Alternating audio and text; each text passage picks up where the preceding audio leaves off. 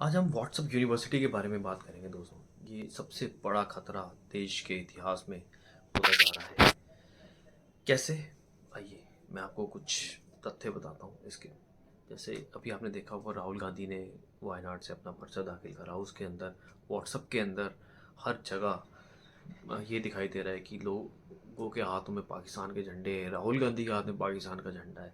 पूरा edited video है वो सारा का सारा। बहुत खतरनाक चीज़ है। हिंदू मुस्लिम करके 10 सालों के अंदर कैसे व्हाट्सएप यूनिवर्सिटी के थ्रू ये सब चीज़ें लाई जा रही हैं।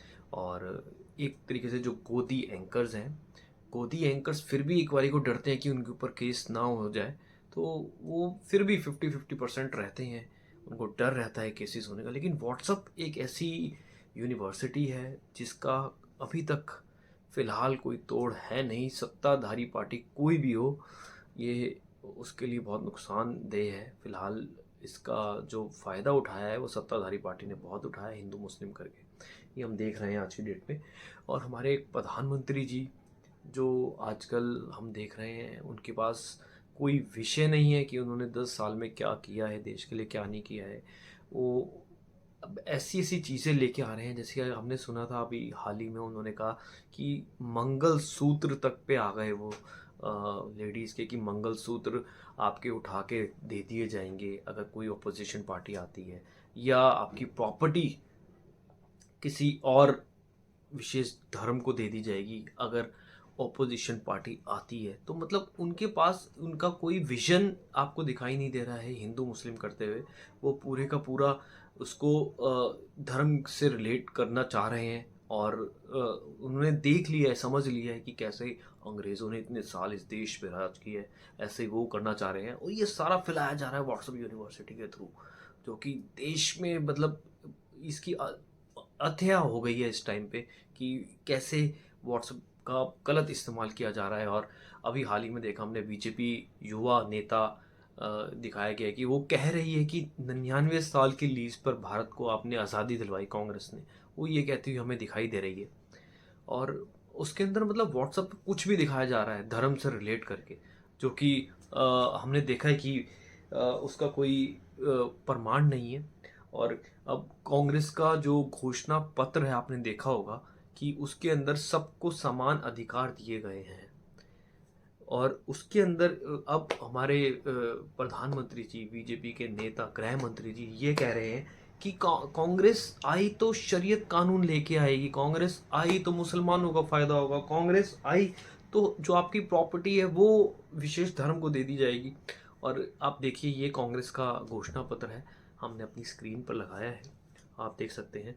और इसको फैलाया जा रहा है व्हाट्सएप यूनिवर्सिटी के थ्रू, इसको वाइडली फैलाया जा रहा है। और हमने देखा कैसे अपोजिशन लीडर्स पे आजकल दबा के हमले किए जा रहे हैं, उनको जेलों में ठूसा जा रहा है। और देश के अंदर डेमोक्रेसी बिल्कुल ख़त्म होती जा रही है। आपने देखा होगा कैसे, अगर आप महाराष्ट्र आ जाएं, संजय राउत जी, हमने देखा संजय राउत को ऐसी जेल में डाला गया जब जब तक वो साथ थे बीजेपी के तब तक सही था। जैसे ही वो बीजेपी से उनकी विचारधारा अलग हुई, उनको ऐसी जेल में डाला गया जहाँ कसाब को रखा गया था, आतंकवादी को, उनको ऐसी जेल में डाला गया। यही आप वेस्ट बंगाल में आ जाइए, ईडी के केस ममता बनर्जी उनके भांजे पे चल रहे हैं। यही आप पंजाब में आ जाइए, वहाँ पर ईडी के केसेस चल रहे हैं। यही आप उड़ीसा में चल रहे हैं। यही आप कांग्रेस के नेता राहुल गांधी को, सोनिया गांधी को 6-6 दिन 8-8 दिन ईडी ने बिठाए रखा। आपने देखा होगा असम के मुख्यमंत्री श्री हेमंता बिस्वा शर्मा जी, उन पे खुद अमित शाह ने, खुद प्रधानमंत्री जी मोदी ने आरोप लगाया कि ये 30,000 करोड़ का घोटाला करा इन्होंने। और आज वही कांग्रेस के मुख्यमंत्री, बीजेपी के मुख्यमंत्री हैं।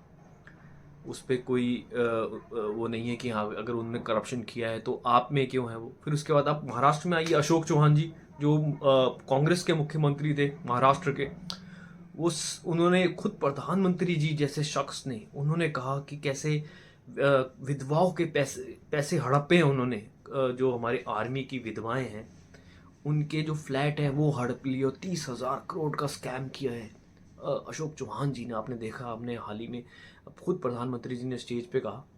और कैसे उनको बीजेपी में लाया गया, बीजेपी में ला के कैसे उनको राज्यसभा में भेजा गया, ये सब हम देख रहे हैं।